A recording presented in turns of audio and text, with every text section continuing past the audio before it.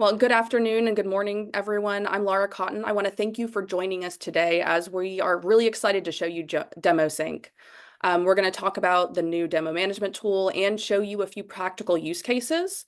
Joining us today are Saleo's own Daniel Hellerman, co-founder and chief product officer, and Jason Pierce, principal solutions engineer.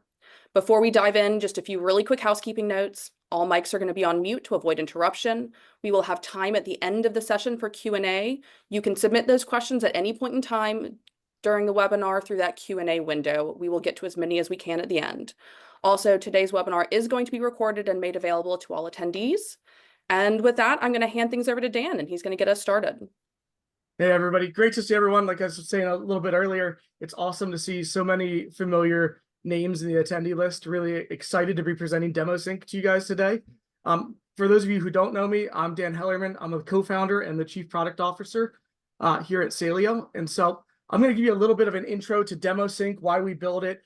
But first off, it's just an incredibly exciting time to be at Saleo. You know, the innovation has never been higher across the team. We're growing leaps and bounds. I think we have something like 16 job requirements be going out pretty quickly, and we're growing like leaps and bounds. And it's all thanks to, you know, a number of you who are our customers, and for those of you who are prospects on the call, you know, Saleo is more exciting than ever.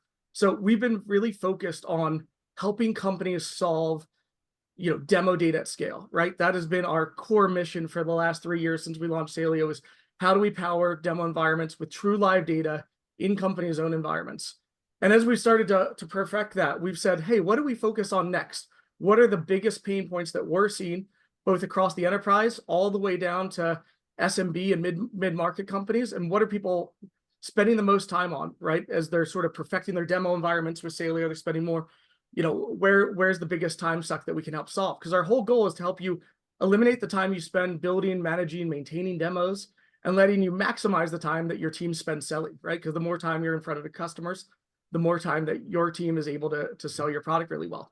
And so that's what brought up this idea of DemoSync. So for those of you unfamiliar, maybe you haven't spent a lot of time on our website, or you haven't seen the press release we put out, DemoSync is Saleo's way of having one demo filled in with data that controls thousands. And so we've had a number of customers that have helped us be design partners over the last few months as we've released it. We did the launch just about a month ago to all of our customers, and it's gone absolutely fantastically. So previously, what we would see is, hey, I have to build this demo. I have to load a lot of data in it. I've got to upload CSVs. I've got to design graphs. I have to make my product look really, really good. And we have customers, you know, a number of customers in the Fortune 500 that just have these massive platforms. And what was happening is they were building these great demos, incredible demos powered by Saleo data, but then they were duplicating them over and over because they're like, I need one for healthcare. I need one for, you know, now I need to take that healthcare one and I need to demo down to this individual hospital. I need a manufacturing demo. I need one that has a specific use case. And what was happening is they were duplicating that demos.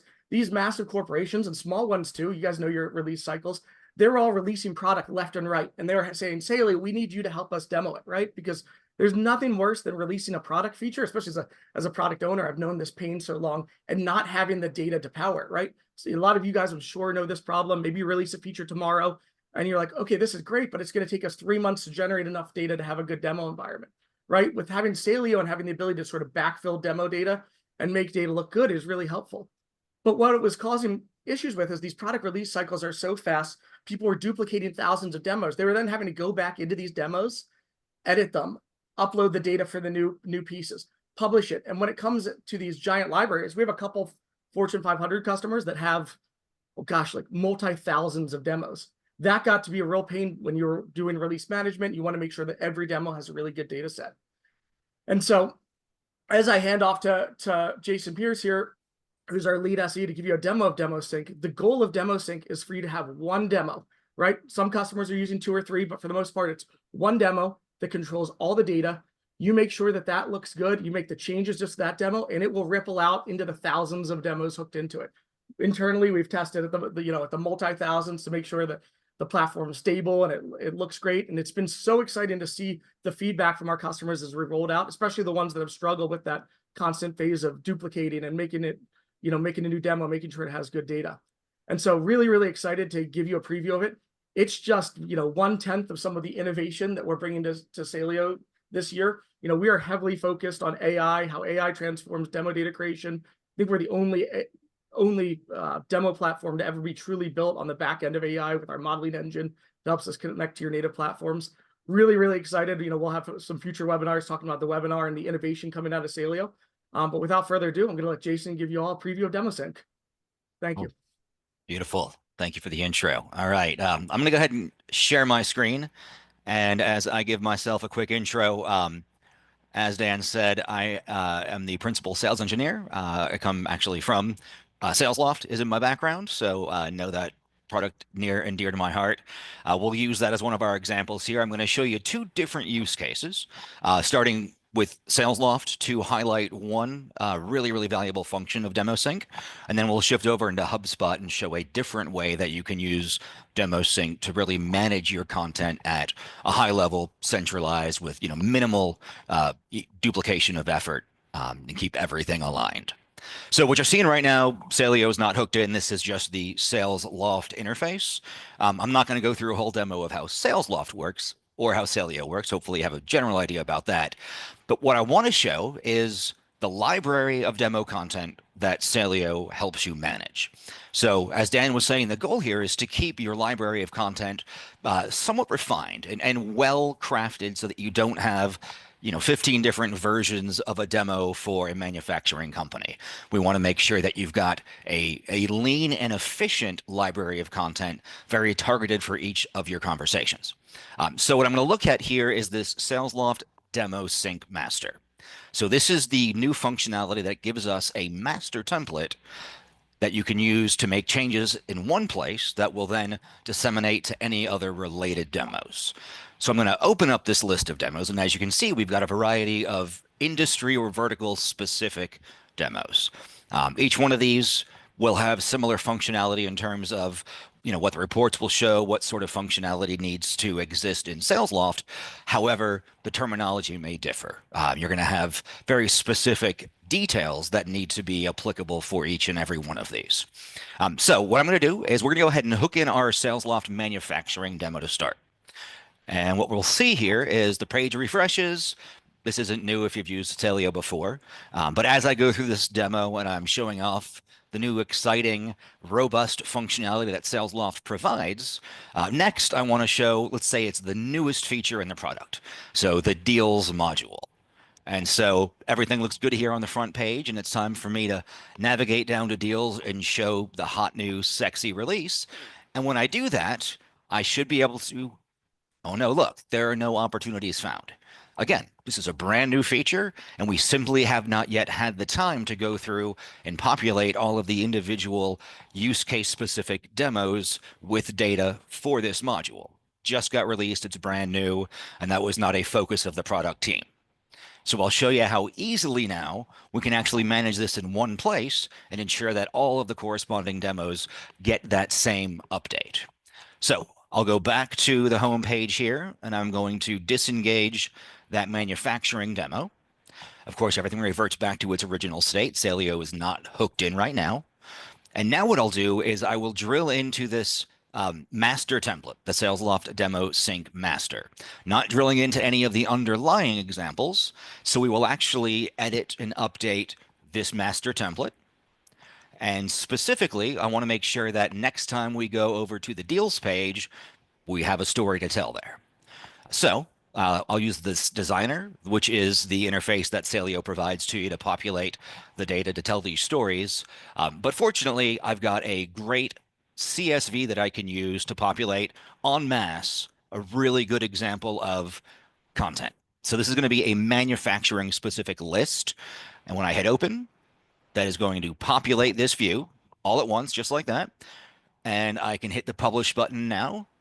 And what we'll see now when we navigate over to that deals page is we will have a fully built out, robust set of opportunities that appear to be coming from Salesforce, but in this case, it's simply Saleo injecting it.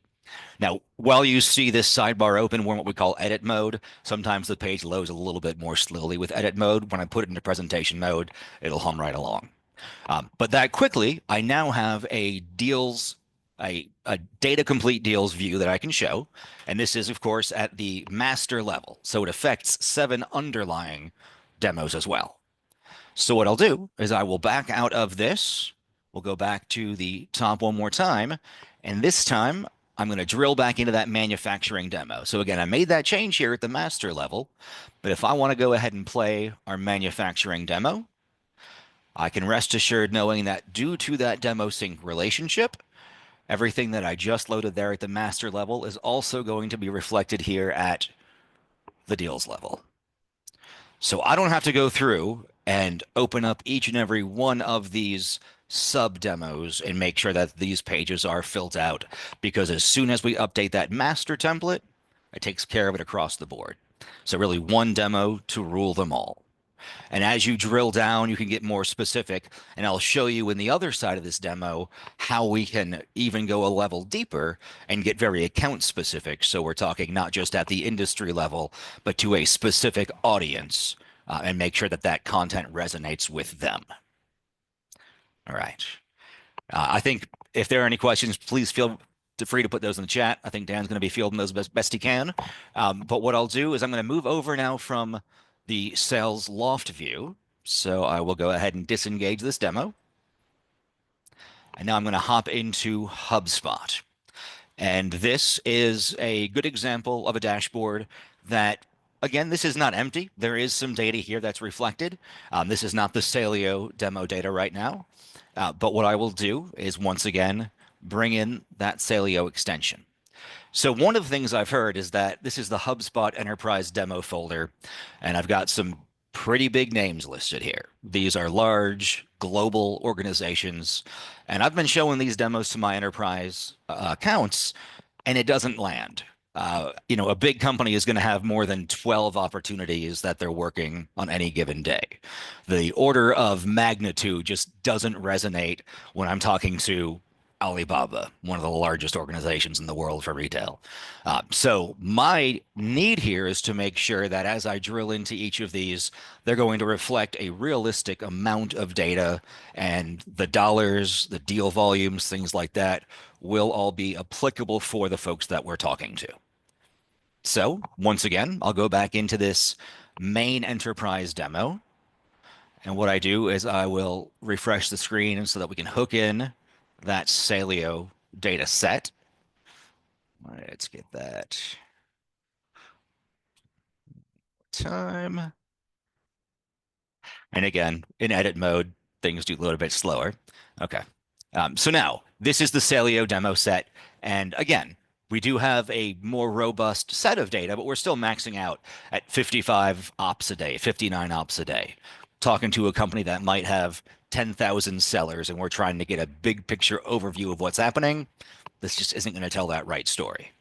So I'll go into my enterprise demo and I will edit that, and we'll go to the graph designer right here. So the open won and lost graph, which is what we're looking at right here on top. I will open this graph designer. And again, the Saleo team builds this for you. There's no lift required on your part. But if I need to tell a story that will resonate more with my global strategic top tier prospects, maybe I shouldn't max out at 50 deals a day. Let's add a couple of zeros. So instead of 50 a day, we got 5,000 open a day. And as far as one, let's say we could have as many as 2,500 won in a day. And for lost, a couple zeros there as well. So just adding that order of magnitude very quickly. And that's all the changes that I have to make. Of course, I can always adjust what these trends show up and to the right, hockey sticks, whatever story you want to tell. But at this point, we're focusing really more so on just what that volume looks like and what story that tells. Now, when I continue this and then publish those changes, what you'll see again, the screen's going to refresh. The Saleo data is hooking in, and I will move the extension to the side here. And what we'll see is a similar view, but with much larger volumes.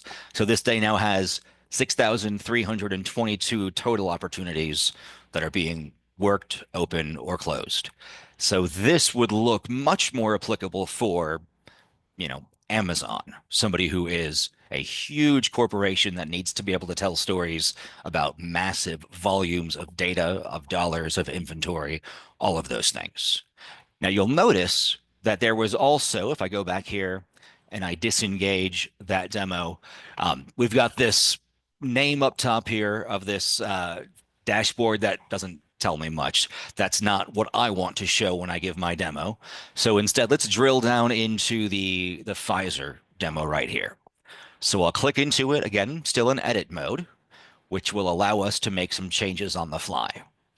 And so if I go to the current page, I can now say that this sales dashboard right here. So instead of being the CEC, we are going to call this the Pfizer sales dashboard. We're going to save that change. And just like that, we have personalized that element of this child of the master demo. So when you set that story at the high level, the data, you start with that. But for each child and each underlying set of demos that you create, you can still take individual control, change out terminology, change out names. We can tokenize certain elements of the demo so that the seller can go in and swap out key terminology right before the demo. But the rest of that story is queued up, ready to go, and it's been calibrated for the audience you're speaking to. And doing these changes, making these adjustments, as you've seen, takes 30 seconds in most cases. Whether it is a new function or simply expanding on, refining the story being told in your existing demo library, having that parent-child relationship makes it extremely efficient and really powerful to refine and target the exact message. That's the high level of the way that the new demo sync functionality works. There's a lot of nuance to it, and certainly eager to dive into more going forward, but wanted to set the stage what we've got right now. This is how we are starting the functionality. There will certainly be iterations as we go forward, but eager to get this into the hands of our customers and start seeing how much more efficient they can handle their demo content and really refine the messaging for each and every one to increase deal velocity, deal size, remove objections. And in many cases, our customers have been able to do fewer trials or POCs because they've been able to show a more compelling demo on the front end. So Dan, would love to get anything that you think is worth adding in that I may have not mentioned. And if there are questions in the chat as well, happy to start fielding those. Oh, you're on mute, Dan. Oh, rookie mistake. I apologize. So yeah, I would love to answer a couple of the questions that have popped into the chat. Especially, we just had a good one come in from Taylor, and I'll work my way backwards. So he asked a really great question, which was, in this view inside of HubSpot, so if a prospect asked to drill down into the data inside of this graph, right? What data would be displayed? Is it CSV data we imported or AI and synthetic data? And the answer with Saleo is either. So we have the option as we're setting up data and doing our implementations. We hook up the connection between Saleo and a native app. We call it being connected between our AI modeling engine. So our AI modeling engine can give you one of two options. One, it can actually let you build individual records if you wanted to, right? All the way, you could build every single 1,000 of those deals and generate them manually if you wanted to. Obviously, a lot of people don't prefer that, but it is an option. Option two is you can use AI to help build it. So we have a lot of our customers use ChatGPT. We have a native integration inside of Saleo coming out soon, but we can actually generate the records that are required to drill into that graph to the individual deals. The second and the one that we see most common with customers is that they might generate a page like this that shows all these deals, right? Let's just say the sum of all these deals is somewhere in the multi-millions. Well, where if they were to drill into this and go to a deals page, they would show that number as being in the multi-millions, but they'd only build a handful of like good deals for their demo environment, because as they're actually demoing, you don't need 1 million deals that you can all click into and go to, right? You only need 5 or 10. But if you had that case where you wanted to build a million deals and power them all with Saleo, you could even do things like share data between one good deal, use something that we call tokens that like would personalize the data. So no matter what company name you clicked in, no matter what data, it still looked like it was a good real account. So there's a lot of ways to scale with Saleo. We try to manage to our customers' expectations and what they want to show their customers. And then we do a lot of advising during implementation on, hey, this is the way we think is easiest for your team and gets the most bang out of that buck, right? If you're only viewing that table for a few seconds to do a drill in, right, then the story and the data that you want to tell is way different than we spend 90% of our time here. So hopefully that gave you a great answer. It's really depends on a case-by-case basis, but we have ways of controlling everything. And as Dan was filling that question, I realized I omitted one relatively important detail about how it is you actually create these master and children demos. So this little icon that you see right here, this is the indication that you can create this as a master and spin demos off from it. So for example, we've got that enterprise demo here with specific accounts listed. If I wanted to add yet another one, simply click that button. That lets me, first of all, you have this flash screen that gives you some context about what the master template does and how the personalized views scale. And then from there, you simply add a new version, and we'll say that in this case, we're talking to Google because they're big as well. Create that. And then just like that, we now have another version of that demo, again, based on all the same information that you saw in those previous examples in that master demo.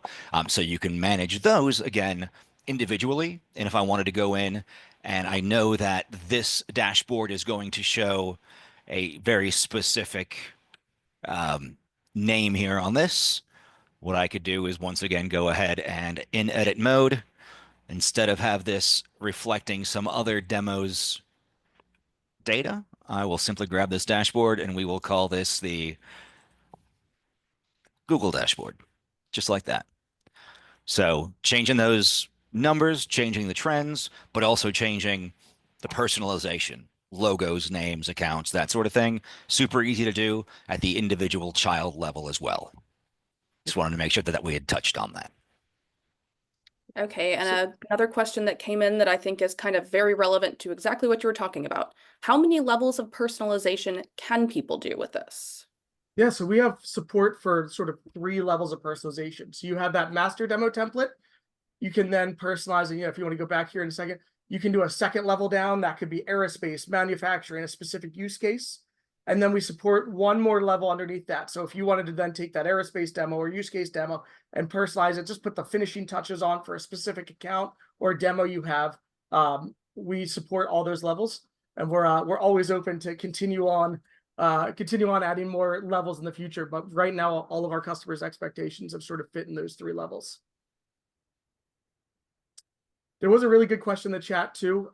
Two of them. One said, for existing customers, what version of Saleo has this feature? So any version of Saleo after 2.0, your extension should have automatically updated. So everybody on this call should automatically be on that version. Our latest version as of today is 2.016. So feel free to check your updates, make sure you're on the latest there. And then as an added note, we actually went to Saleo 2.0 about a month ago. This is technically our 450th release of Saleo in 3 years. So we work fast, we innovate fast. We're releasing a lot of features day to day. So existing customers, I urge you to check the release notes section and check your email for some communications on new features. We also had a great question. It said, when using multiple demo instances for the pages and the pages, like, does this link everywhere to all of those different templates? Or do you have to point to a different server link for Saleo? So when we do the integration with Saleo, we have the ability to build in what we call wildcard. So wildcard allows us to match to, in this example, a HubSpot URL, 100 HubSpot URLs. It doesn't have to be just a URL. Some companies, their tenants are split in the API with unique keys and IDs and things like that. So we can set Saleo up to work anywhere you want it. We even have the ability to sort of whitelist, blacklist different tenants or areas. As we have some customers that are like, I want Saleo on this tenant, I don't want it on this tenant, I want to hop back here. And so the end result is we can make it to match to every tenant, a few tenants, to make sure that the data hooks in and you're ready to go. We also have customers using Saleo, like if HubSpot's using it today and they want to go to a page on Google or they want to show a third-party integration, Saleo still works on those pages as well. So if you wanted to control a graph or you wanted to edit some text and make it look like your system's passing data from one to another, all of that's available as well. Awesome. I saw several more just came in. Yeah. So I'm going to take them in the order I see them. So Alex asked, do Saleo demos have to follow a particular script or order? or can you bounce around? So Alex, this is the cool part with Saleo. And so for those of you that are looking at the demo market or may have looked at other platforms similar to Saleo that do like the interactive screen captures, which is a product we offer, but isn't the product we're demoing here. Those tools a lot of times force you to go on Rails or only what you've pre-recorded. Saleo, and I know that sometimes this sounds like founder bullshit, especially in the demo space where a lot of people say they actually did this. Saleo is the only platform that is actually connecting to your native environment. So if you saw when Jason was sharing a screen or we were doing this demo, we were in native HubSpot. And so because of that, you can click any place in your entire demo environment. You can have pages that Saleo is controlling, pages that we're not controlling, pages that your native data comes through where you don't need Saleo at all. All of it works, every button, every filter, every workflow, every process, anything. Like we have customers running payroll all the way through to the end, on demos. Every single feature of your product will work when you integrate Saleo. So then to what extent does changing an element like a graph impact or automate the demo experience or anything downstream you're wanting to show?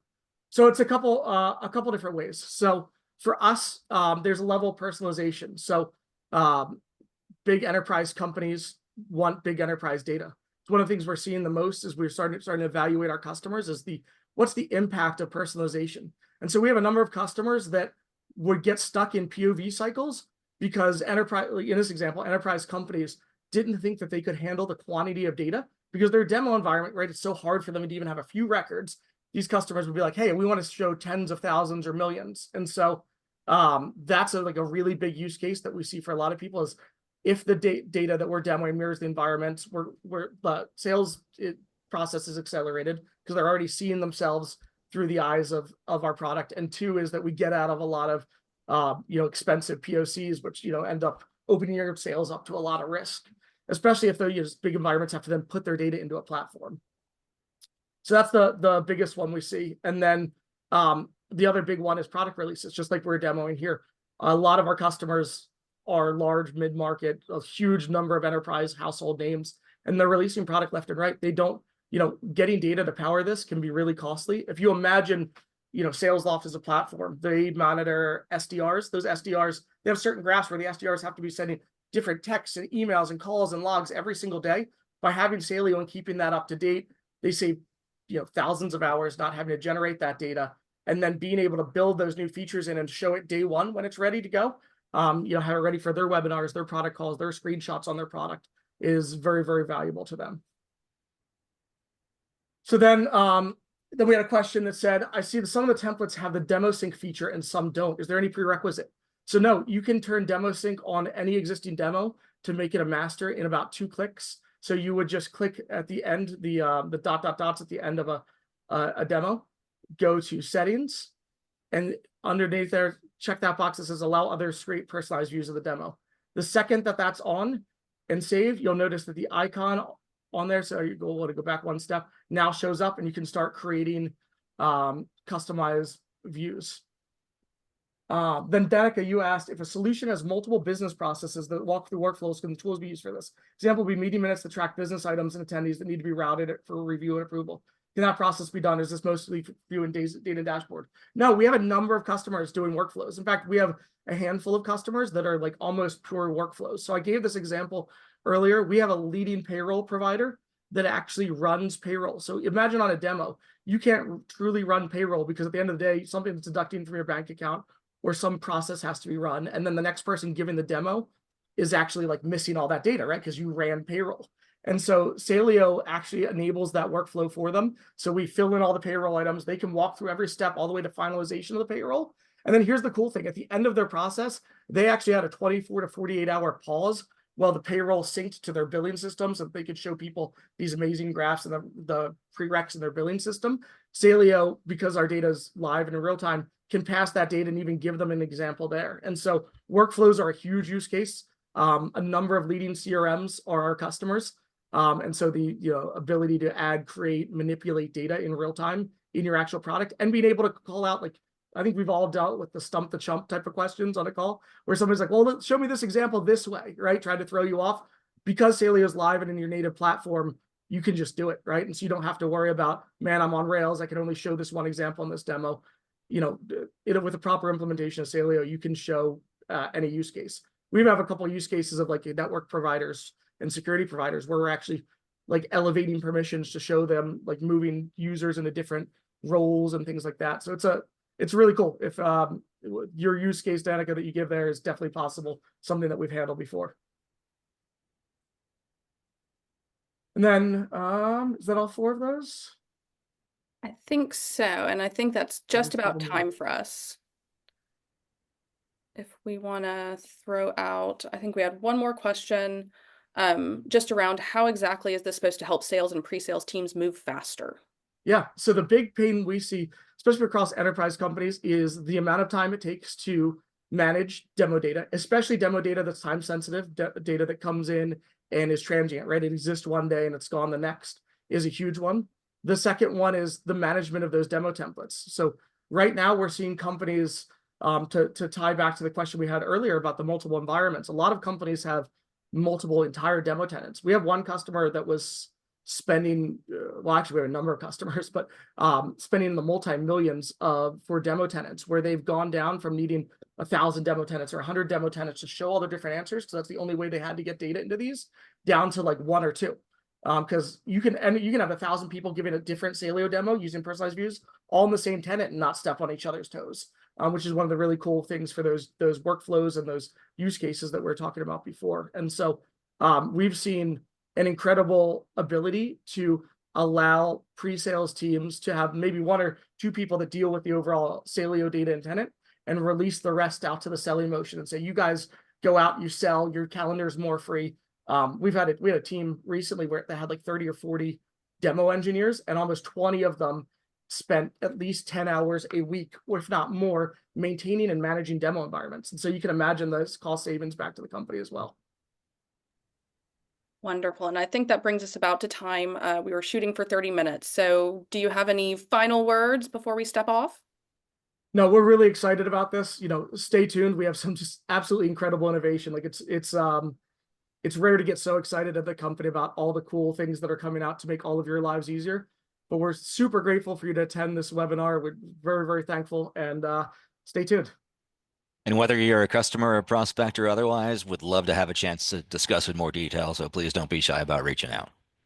Yes, absolutely. You can email us, or you can also fill out the exit survey on your way out and let us know you're interested. Other than that, just as a reminder, you will get a recording of this after the fact. We really appreciate any feedback you'd like to give us in that exit survey. And thank you so much for joining us. Thank you, Dan and Jason. We really appreciate it. Thank you all. Pleasure. Take care.